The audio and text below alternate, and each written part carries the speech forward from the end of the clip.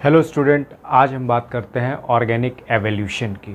तो ये टॉपिक जो है एवोल्यूशन चैप्टर से ही रिलेटेड टॉपिक है। तो बात करते हैं ऑर्गेनिक एवोल्यूशन। ये टॉपिक जो है मोस्ट इम्पॉर्टेंट तो है ही है, और इस टॉपिक को क्लास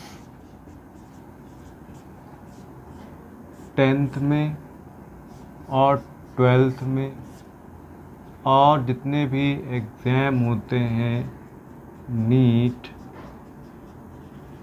एम्स और जिपमर, इन सभी में इससे रिलेटेड क्वेश्चंस पूछे जाते हैं। तो आज हम बात करते हैं ऑर्गेनिक एवोल्यूशन होता क्या है।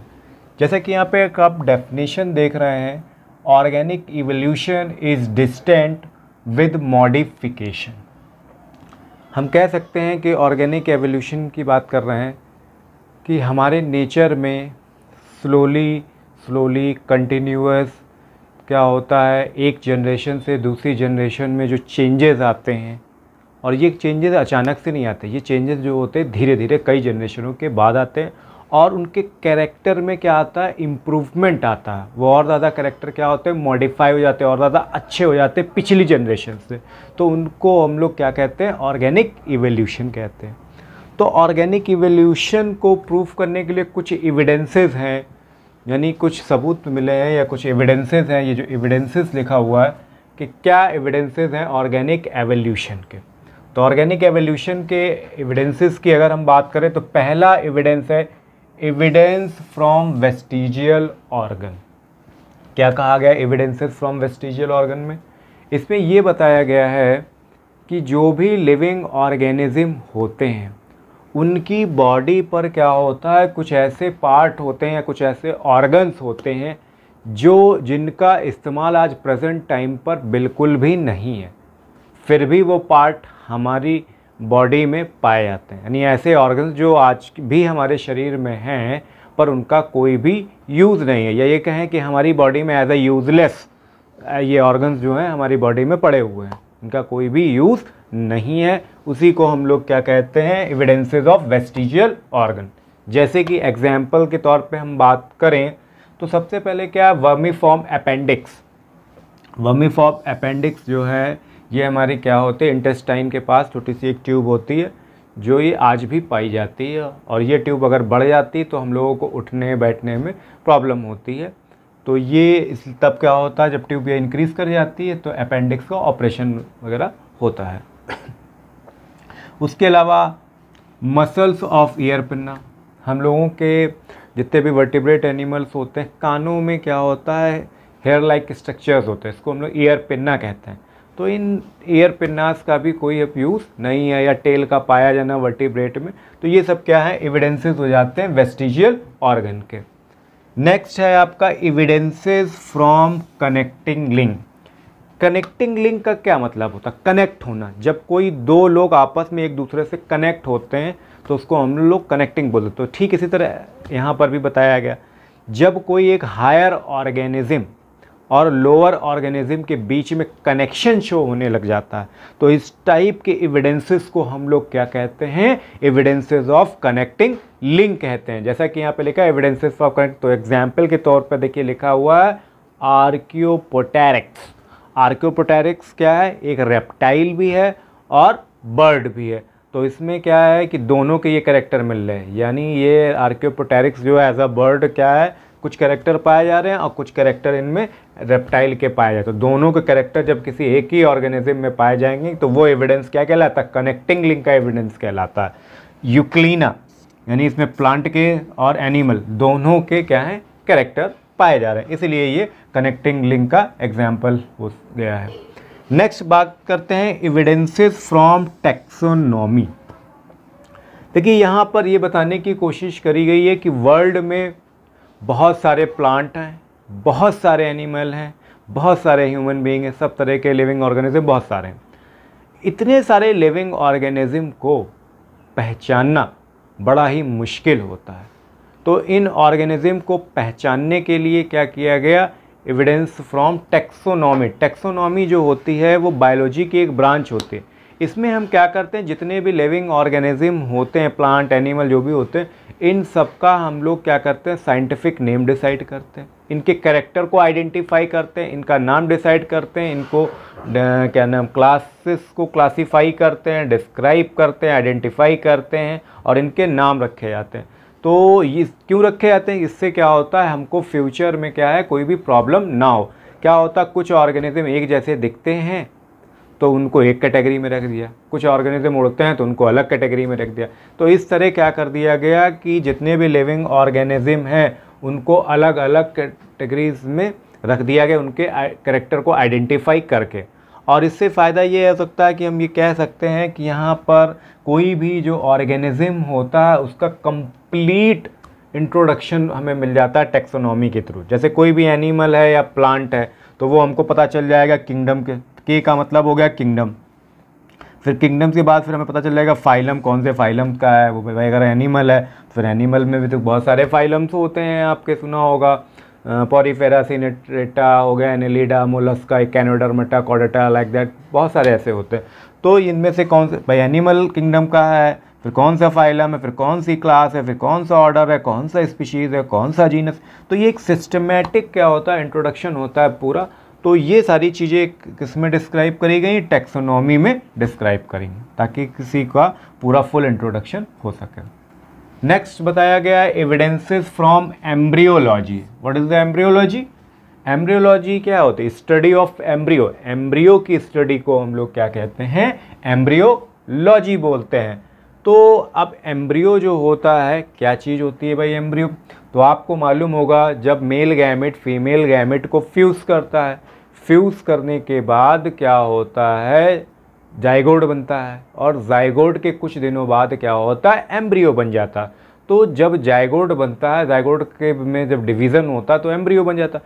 तो एम्ब्रियो जो होता है वो जितने भी वर्टिब्रेट एनिमल्स होते हैं, चाहे आप ले लीजिए फ्रॉग का ले लीजिए, चाहे आप कैट ले लीजिए, चाहे आप डॉग ले लीजिए या ह्यूमन ले लीजिए, तो इन सभी में क्या होता है एम्ब्रियो का डेवलपमेंट होता है। तो स्टार्टिंग स्टेज पे देखिए क्या लिखा है एम्ब्रियोनिक डेवलपमेंट।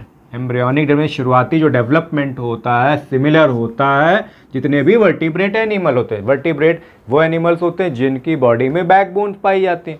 तो बैकबोन पाया वर्टिब्रल कॉलम पाए जाने वाले जितने भी जानवर होते हैं वर्टिब्रेट कहलाते हैं। और उन सभी में क्या होता है एम्ब्रियो का डेवलपमेंट एक जैसा ही होता है स्टार्टिंग स्टेज पर। यानी स्टार्टिंग स्टेज पर क्या होगा अर्ली स्टेज पे वो सारे देखने में एक जैसे ही दिखाई देते हैं। वो भले ही उनका गेस्टेशन पीरियड का टाइम जो है भले ही अलग अलग हो, अलग अलग ऑर्गेनिज्म का, पर अर्ली स्टेज पर उनका एम्ब्रियो का जो होता है शेप बिल्कुल एक जैसा ही दिखाई देता है। तो ये हमको एविडेंसेस मिलते हैं किसमें? एम्ब्रियोलॉजी में। नेक्स्ट बात करते हैं evidence from homologous and analogous organ की बात करी जा रही है। तो यहाँ पर देखिए होमोलॉगस ऑर्गन और एनालॉगस ऑर्गन की बात करी जा रही है। क्या है होमोलॉगस ऑर्गन? क्या होता है होमोलॉगस? लिखा हुआ different function but have similar anatomical structure. कहा गया है कि देखने में स्ट्रक्चर सेम दिखता है, स्ट्रक्चर देखने में सेम दिखता है पर फंक्शनली वो क्या है डिफरेंट है। यानी कहने के मतलब देखने में एक जैसे दिखते हैं पर काम बिल्कुल अलग अलग करते हैं। तो ये यहाँ पर होमोलॉगस ऑर्गन की बात कही गई है। जैसे कि आप मान लेते हैं, जैसे आप कोई टाइगर लेते हैं या चीता ले लेते हैं तो उसके आपने पैर देखे होंगे और हम लोगों के जो पैर होते हैं दोनों का काम क्या है? टाइगर भी क्या करता है? दौड़ता है। हम लोग भी क्या करते हैं? अपने पैरों से दौड़ते हैं। पर हम लोगों के पैरों में और चीता के पैरों में क्या है? दोनों में क्या है? क्या है? फंक्शन डिफरेंट है। वो हमसे ज़्यादा तेज दौड़ लेता है और हम भी दौड़ते हैं पर उतनी तेज नहीं दौड़ पाते हैं। ठीक है, एनाटॉमिकली स्ट्रक्चर सिमिलर, देखने में हम लोग के पैर बिल्कुल एक जैसे ही दिखते हैं। तो याद रखना एनालॉगस ऑर्गन वो होते हैं जो डिफरेंट फंक्शन करते हैं पर स्ट्रक्चर में वो सिमिलर होते हैं, देखने में एक जैसे होते हैं, वो काम अलग अलग करते हैं। तो ऐसे ऑर्गन्स क्या कहलाते हैं? होमोलॉगस ऑर्गन कहलाते हैं। नेक्स्ट है हमारा एनालॉगस ऑर्गन। क्या एनालॉगस ऑर्गन जो है होमोलॉगस का जस्ट अपोजिट है कह सकते हैं। तो लिखा है organ that similar in appearance and function, यानी फंक्शन में क्या होंगे? सेम होंगे, फंक्शन में सेम होंगे पर स्ट्रक्चर में डिफरेंट होंगे। तो स्ट्रक्चरली ओरिजिन और स्ट्रक्चर क्या होगा उनका अलग होगा, डिफरेंट होगा, फंक्शन क्या होगा सेम होगा। तो ऐसे ऑर्गन को हम लोग क्या कहते हैं, एनालॉगस ऑर्गन कहते हैं। जैसे कि आपने देखा होगा विंग्स ऑफ बर्ड के आपने विंग देखे होंगे और आपने इंसेक्ट के विंग देखे होंगे। विंग्स का काम क्या होता है, विंग्स का काम होता है एनिमल को फ्लाई करने में हेल्प करना। तो अगर बर्ड में विंग है तो वो फ्लाई करने में हेल्प करेंगे, इंसेक्ट में है विंग है तो वो भी फ्लाई करने में विंग। पर क्या है, काम तो दोनों का क्या है, सेम है, उड़ने का ही काम है ना, पर क्या है स्ट्रक्चर वाइज डिफरेंट है। भाई बर्ड के विंग्स जो होंगे थोड़े से बड़े होंगे और इंसेक्ट के विंग्स क्या होंगे, छोटे होंगे। तो ये इसका क्या है, एग्जाम्पल है। तो हम एनालॉगस ऑर्गन आप समझ गए, एनालॉगस ऑर्गन क्या होते हैं, फंक्शन में सेम होते हैं, स्ट्रक्चर में डिफरेंट होते हैं। तो इसको हम लोग क्या कहते हैं, एनालॉगस ऑर्गन कहते हैं। नेक्स्ट है, लास्ट है, evidences from palaeontology. What is the palaeontology? Palaeontology क्या होती है? पैलेंटोलॉजी जो होती है स्टडी ऑफ फॉसिल, फॉसिल की स्टडी को हम लोग क्या कहते हैं, पैलेंटोलॉजी कहते हैं।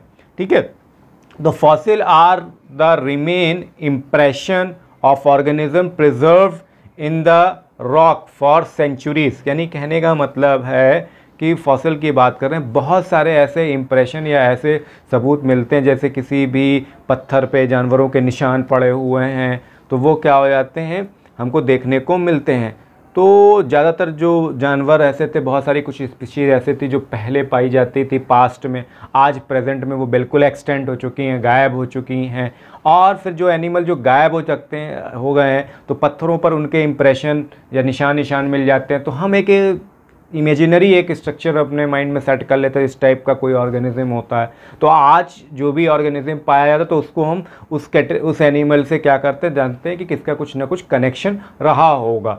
तो इस तरह के जो एविडेंसेस मिलते हैं उसको हम लोग एविडेंसेस फ्रॉम पैलेंटोलॉजी के नाम से जानते हैं। और फॉसिल रिकॉर्ड जो होते हैं, जो अपीयरेंस जो मिलते हैं वो न्यू स्पीशीज़ के, वो डिफरेंट टाइम्स में क्या होता है, क्लियर होगा। तुरंत आप नहीं क्लियर कर सकते हो, क्योंकि भाई आपको कुछ एविडेंस चाहिए होगा ना कि आप उसको मैच करा रहे हैं कि कोई पत्थर पे कोई सी निशान बना हुआ है तो वो किसी जानवर की फ़ोटो बनी हुई है, तो किस जानवर की, तो आप प्रेजेंट टाइम में उससे आप मिलाने की कोशिश करते हैं। तो ये एविडेंसेस क्या कहलाते हैं, एविडेंसेस फ्रॉम पैलेंटोलॉजी के नाम से जानते हैं। तो स्टूडेंट्स, ये जो एविडेंसेस हैं ये बहुत ही इम्पॉर्टेंट हैं आपके बोर्ड एग्जाम्स के लिए। तो क्लास 10th और 12th के स्टूडेंट इसको बहुत अच्छी तरह से तैयार करें। सबसे ज़्यादा इंपॉर्टेंट कौन सा है मैं आपको बताता हूँ। सबसे ज़्यादा जो बोर्ड में पूछा जाता है वो है आपका evidences from homologous and analogous. दूसरा सबसे इंपॉर्टेंट कौन सा है, वेस्टिजियल ऑर्गन। तीसरा सबसे इंपॉर्टेंट कौन सा, कनेक्टिव लिंक। ये जो है मैंने जो स्टार्स बना रखे हैं, ये वाले जो एविडेंसेस हैं मोस्ट इंपॉर्टेंट एविडेंसेस हैं। सो प्लीज़ स्टूडेंट इनको बहुत अच्छी तरह से लर्न करें, लिख कर देखें और रिवाइज करें। Okay, thank you.